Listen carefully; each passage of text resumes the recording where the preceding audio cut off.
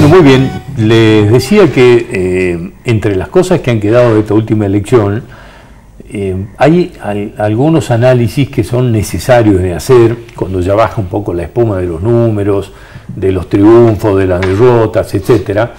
Hay algunas cosas que me parece que son importantes analizar o por lo menos no dejarlas pasar. Y es que fue una elección donde hubo una muy importante cantidad de candidatos procesados por la justicia.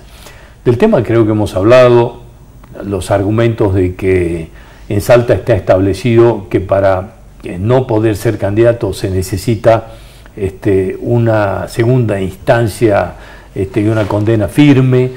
Bueno, todo esto que se ha debatido, se ha discutido, me parece que necesita ser discutido, que se necesita seguir debatiendo, porque además mucha gente que está hace muchos años con causas en la justicia se han presentado a las elecciones, no tan solo se han presentado, sino que además ganaron. Y me parecía importante poder charlar de todo esto con el doctor Alejandro Saravia. Él fue fiscal de la Corte de Justicia de Salta y de estos temas particularmente se ha ocupado en muchas oportunidades. Así que le vamos a agradecer que haya venido en el día de hoy, que podamos charlar de esto. Gracias por venir, Alejandro. No, al contrario. Gracias a vos. Bueno, ¿por dónde empezamos con esto? ¿Cómo se analiza esto? Sí, bueno, el tema es el problema que tenemos es el problema de la impunidad. ¿Por qué? No solo el problema de la impunidad, sino también la aceptación social, o mejor dicho, la no condena social frente a personas que han cometido delitos. Yo creo que hay dos o tres corruptelas en la cuestión esta. Una es lo que vos mencionabas, del principio del doble conforme y de la cosa juzgada. Son dos cosas distintas. El doble conforme es cuando un tribunal superior de un tribunal de juicio, digamos, confirma ese fallo condenatorio del tribunal de juicio. Ese es el doble conforme, que es la exigencia que imponen los convenios internacionales. Acá la corruptela pasaría por exigir no solo el doble conforme, sino también la cosa juzgada, la sentencia firme, tras pasar un juicio definitivo de parte de la Corte de Justicia de la Nación. ¿Qué es lo que pasó, por ejemplo, con el expresidente Menem? Menem murió después de ser condenado, pero no tenía la sentencia firme, porque no tenía sentencia firme por la Corte, pero pasaron 20 años. Acá también hay otro fenómeno particular, que es un candidato que ganó la intendencia de Rosario de Lerma. Esto por Ramos, sí. Que venía con la primera causa llamada de los intendentes. Sí. Ahí tenía muchos delitos imputados, como 70 y pico. Que la Corte de Justicia llegó a la Corte de Justicia Provincial. La Corte de Justicia Provincial llegó por una apelación por un recurso que había interpuesto el abogado de Ramos, y la Corte lo demoró, lo enfrió, lo sobreselló, ya ni me acuerdo, yo lo recurrí 2 veces. 2 veces tuve que ir a la Corte de Justicia de la Nación, quien ordenó 2 veces que se le haga el juicio a Ramos, y nunca se le hizo. Y después después de la primera tanda, digamos, de aquella vieja causa de los intendentes, sí, que venía también con Corimayo, sí. Bueno, venía con una segunda tanda que también pasó lo mismo, nunca se lo juzgó. Bueno, yo creo que el problema... Ahora, son causas que llevan 20 y pico de años. No solo, a ver, según el artículo 36 de la Constitución Nacional, las causas denominadas de corrupción, digamos, son imprescriptibles, pero la Corte de Justicia acá de la provincia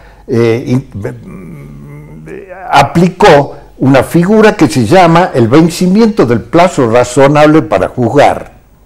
Entonces, después de 20 años, el plazo razonable para jugar, obviamente, claro, pero ¿quién hizo vencer todos los plazos? La propia Corte. Entonces, Claro, a ver, sí, sí. claro. Hay un cuello de botella en la propia En la Corte. propia Corte, en la propia Corte. Sucede que en ese entonces, quien era presidente de la Corte había sido en su momento apoderado del Partido Justicialista. Y como nosotros en la provincia de Salta... Hablamos del doctor Catalano. Exactamente, ¿No? Sí. de Guillermo Catalano. Como nosotros en la provincia de Salta tenemos un sistema político de partido hegemónico, tanto los intendentes, la gran mayoría de los intendentes, casi la unanimidad de los intendentes son peronistas. ¿Y quiénes juzgan las cuestiones de los intendentes, los conflictos de poderes entre los consejos deliberantes y los intendentes? Es la propia Corte, como también quien resuelve las apelaciones de los eventuales amparos, recursos de amparo que se interpongan, también en la propia Corte. Entonces ahí se forma un cuello de botella y la que maneja con criterio político, por lo menos en el momento cuando yo estaba de fiscal de Corte, con criterio político era la Corte de Justicia.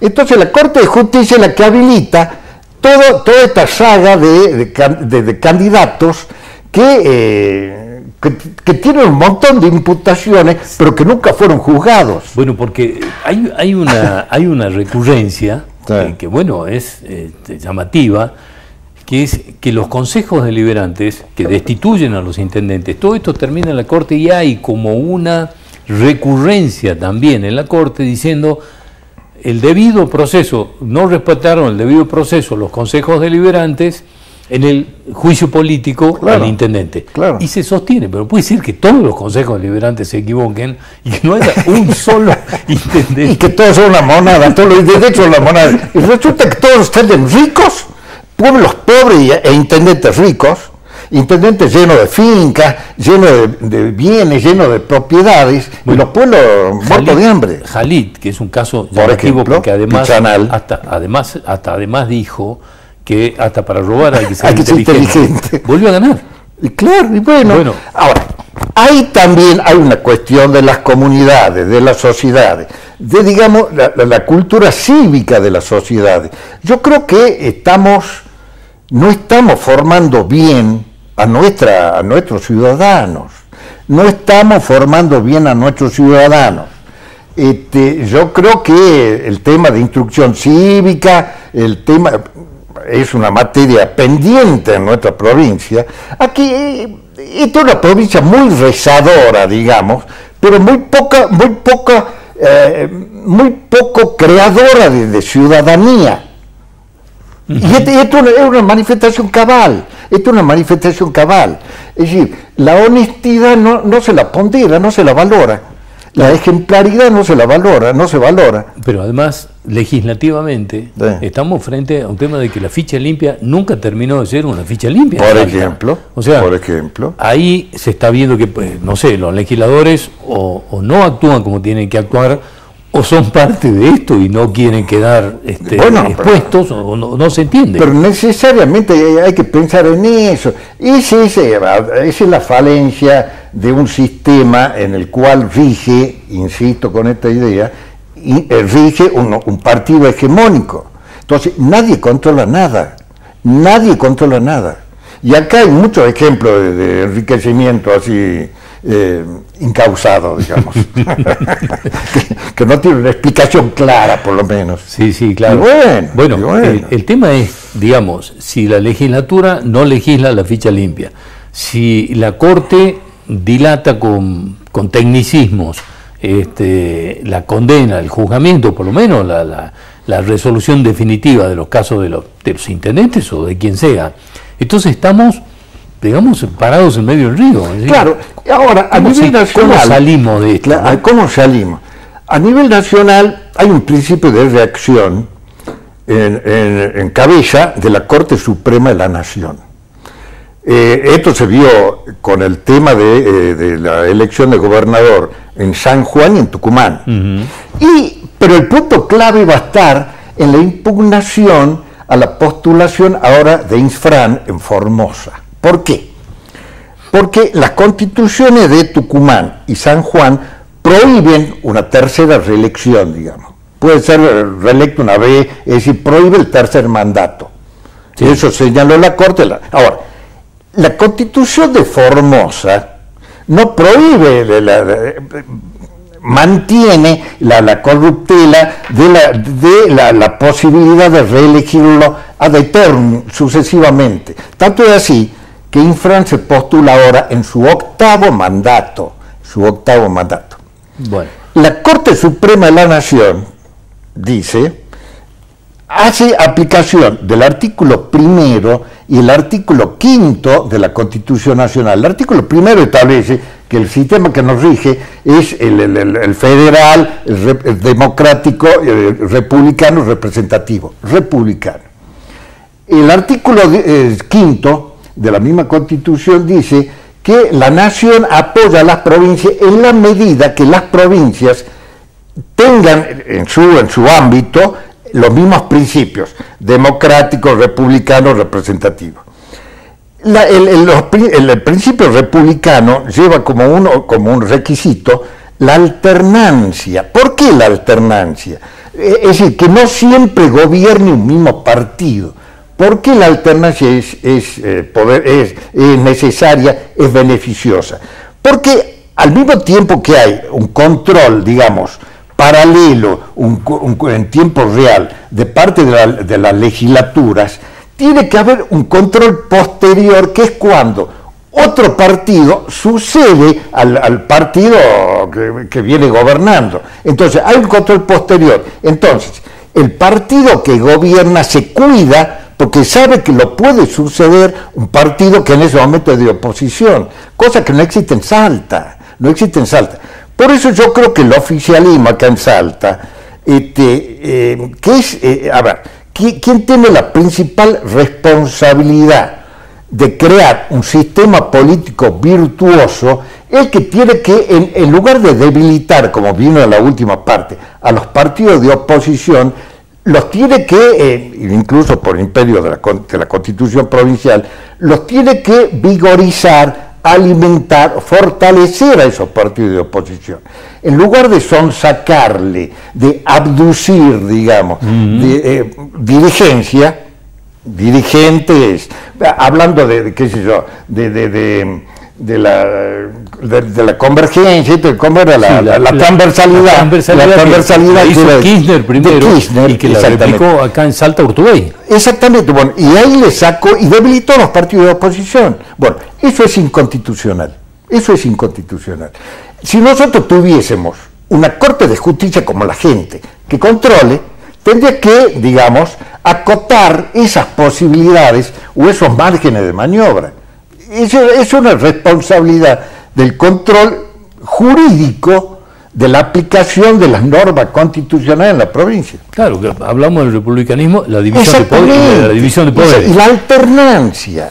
La alternancia. Y en este caso, por la actuación de la Corte, la división de poderes. Y la división de poderes, exactamente. Entonces, en esa corruptela estamos inmersos. Ahora, ¿cómo salimos? ¿Cómo salimos? Bueno, no sé, yo creo que cómo salimos es una toma de conciencia republicana, una toma de conciencia, un cierto nivel. No tenemos actores democráticos, seamos sinceros, no tenemos actores democráticos. Tenemos actores, digamos, tendientes a la autocracia, de acaparar todo el poder posible. Y eso no, el sistema democrático republicano parte de una autolimitación de cada uno de los protagonistas de ese sistema, tanto en el poder ejecutivo, en el poder judicial o en el poder legislativo, y cada uno que cumpla sus funciones. Bueno, acá yo no veo que se cumplan las funciones. Alejandro, muy claro, como siempre, muchas gracias por venir. Muchas gracias a vos. Muchas gracias. Quédese ahí, ya volvemos en el próximo bloque, estamos hablando de minería.